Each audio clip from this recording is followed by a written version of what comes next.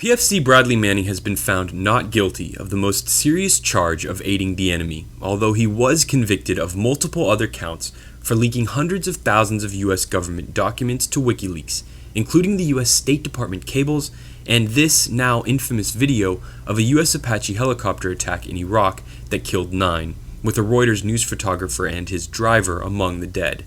By rejecting the prosecution's argument that Manning aided the enemy, a charge that carried a life sentence, military judge Denise Lind prevented a chill from setting in that would have seriously hampered investigative journalists from obtaining information from anonymous government sources, as these sources would be more intimidated by the threat of a life sentence from the government whose secrets they'd be exposing.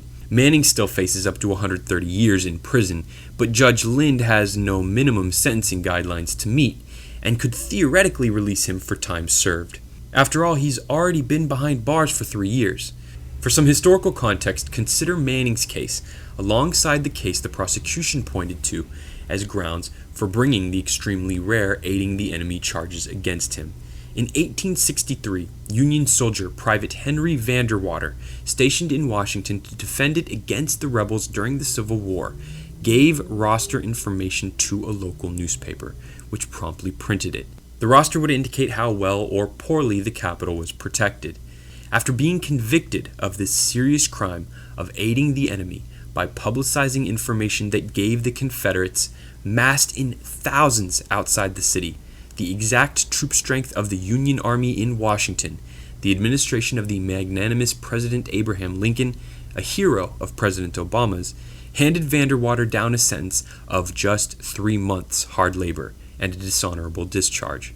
Fast forward 150 years later, Bradley Manning was just found not guilty of this exact same charge. He did not intend to help any enemies of the United States, nor did he actually help any enemies of the United States.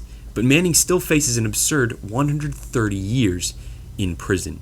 The disturbing problem we must now confront as a society is how to rein in this national security system, a system that's become so excessively powerful thanks in large part to the politics of fear that has dominated our media culture since 9/11, that it has completely changed our perspective of who the real enemies are to our open democracy.